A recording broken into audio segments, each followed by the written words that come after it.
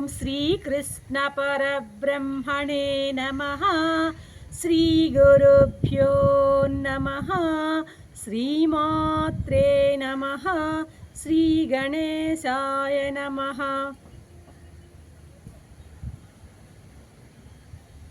ప్రియ ఆత్మ బంధువులారా, నిత్య జీవితంలో భగవద్గీత 542వ భాగము 18వ అధ్యాయం మోక్ష సన్యాస యోగం.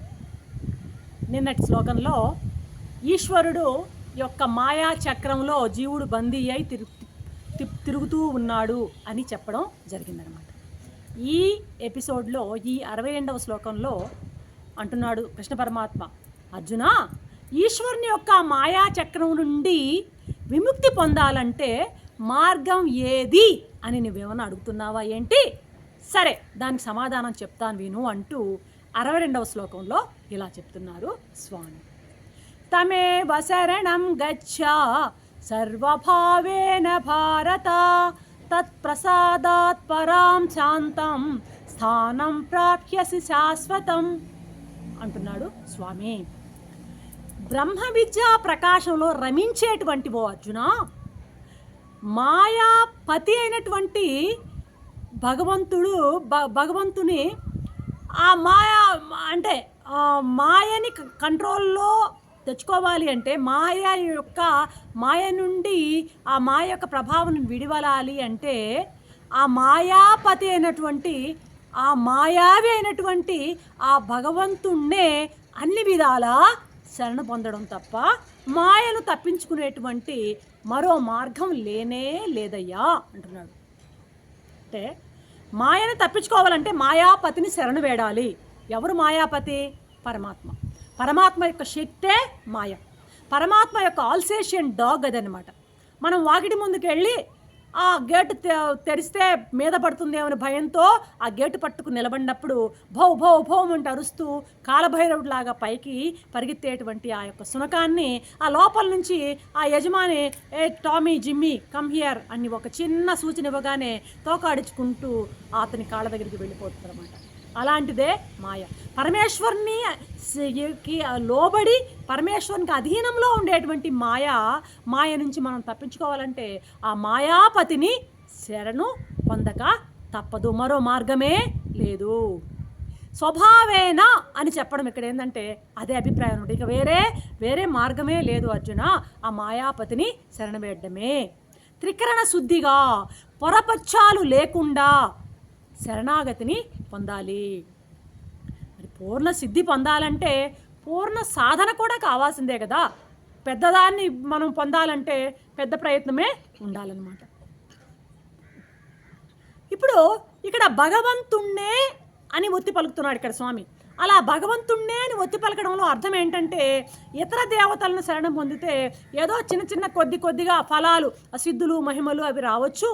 కానీ శాశ్వత స్థానమైనటువంటి మనకు కావాల్సింది ఏంది? మోక్షం అనేది పరమ పురుషార్థం అనమాట. అన్నిట్లోకి విలువైనది అనమాట. అది జనన మరణ చక్ర భ్రమణం నుంచి విడుదల చేసేటువంటి ఆ గొప్ప అదైనటువంటి విషయం అనమాట మోక్షం అనేది. మరి మోక్షాన్ని మనం అడుగుతున్నప్పుడు పరమాత్మని తప్పక శరణు పొందాలి. అట్టి శరణాగతి పొందినటువంటి ధన్యునికే నా అనుగ్రహం లభిస్తుంది అంటున్నాడు ఇక్కడ స్వామి. ఎవరైతే ఆ విధంగా శరణాగతిని పొందుతారో అటువంటి ధన్యత కలిగినటువంటి జీవునికే నా యొక్క అనుగ్రహము లభిస్తుంది అని అంటున్నాడు. మళ్ళీ అంటాడు స్వామి, నేను అలా అన్నానని నా భక్తుడు కాని వాడికి నా అనుగ్రహాన్ని దూరం చేస్తానని అనుకుంటావేమో అర్జున, పొరపాటుగా అర్థం చేసుకోవద్దు. అంటే భక్తులు అయిన వారి మీదనే ప్రత్యేకమైనటువంటి అనుగ్రహం ఉంటుంది, కాని వాళ్ళ మీద ఉండదు అనేటువంటి భావం రానియకు. నా అనుగ్రహం అందరి మీద సమానంగా ఉంటుంది. అయితే నా అనుగ్రహం లభించినా దానిని అనుభవించేటువంటి అర్హత, పాత్రత వానికి, నా భక్తుని కాని వాడికి ఉండదు. తత్ప్రసాదాత్ అని చెప్పడంలో ఇది అన్నమాట అర్థం అన్నమాట. కాబట్టి మోక్షానికి భగవద్ అనుగ్రహం అనేది చాలా అవసరం. భగవద్ అనుగ్రహం లేనిదే మోక్షాన్ని పొందలేము. అయితే భగవద్ అనుగ్రహం లేనిదే మాయ తొలగదనమాట. భగవద్ అనుగ్రహం ఉంటేనే మోక్షం కలుగుతుంది. మరి మాయ తొలగితే కానీ మనం మోక్షానికి అర్హులం కాము. మరి మాయ తొలగాలంటే భగవద్ అనుగ్రహం ఉంటేనే మాయ తొలగుతుంది. మమ మాయా దురత్యయ అంటాడు ఆయన. మమ మాయా నా మాయని దాటడం అసాధ్యమయ్యా అని ఆయన చెప్పే ఉన్నాడు గతంలో. కాబట్టి భగవంతుడికి శరణాగతి నొందడం వల్ల, అతనిని నిర్మలమైనటువంటి భక్తితో ఆశ్రయించడం వల్ల మాత్రమే భగవద్ అనుగ్రహము మానవునికి కలుగుతుంది. వేరే విధానం ఎటు కలగదు. ఆ అనుగ్రహం వలన జీవునికి సర్వోత్తమైనటువంటి శాంతి, శాశ్వతమైనటువంటి మోక్ష పదము లభ్యమవుతుంది అని ఇక్కడ చెప్తున్నారు అన్నమాట. కాబట్టి జీవుడి యొక్క ప్రథమ కర్తవ్యం ఏంటంటే పరమేశ్వరుని శరణాగతి పొందడమే.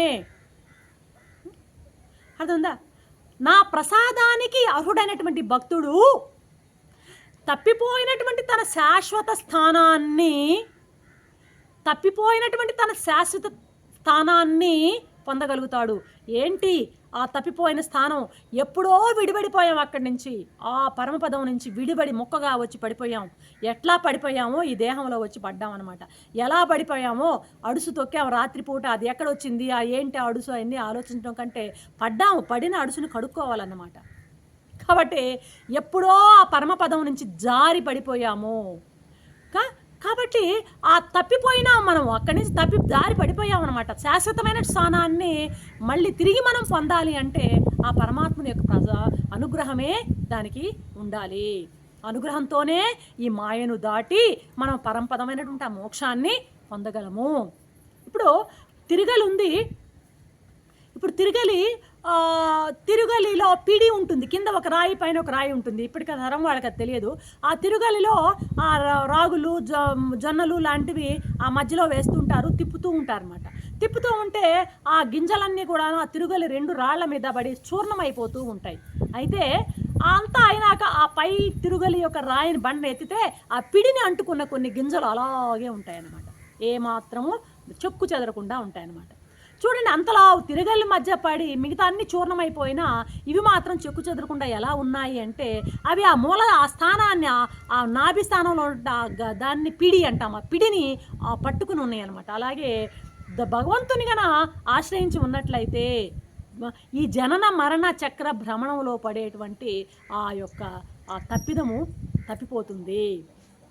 కాబట్టి ఆత్యంతిక దుఃఖ నివృత్తి, పరమానంద ప్రాప్తి అనేది నీకు కావాలి అంటే నువ్వు తప్పక ఆ పరమాత్మని ఆశ్రయించే శరణాగతిని పొందే తీరాలి అంటున్నాను.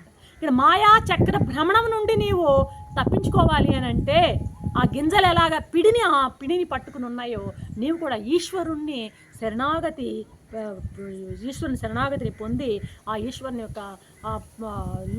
ఈశ్వరుని పైనే నీ చిత్తాన్ని పూర్తిగా లగ్నం చేయాల్సిందిగా ఇక్కడ స్వామి మనకి సూచన చేస్తున్నాడు అనమాట. ఇప్పుడు చేపలు పట్టేవాడు వల వేస్తుంటాడు. వల వేస్తే వల వైపు పోయే చేపలన్నీ వలలో పడిపోతాయి.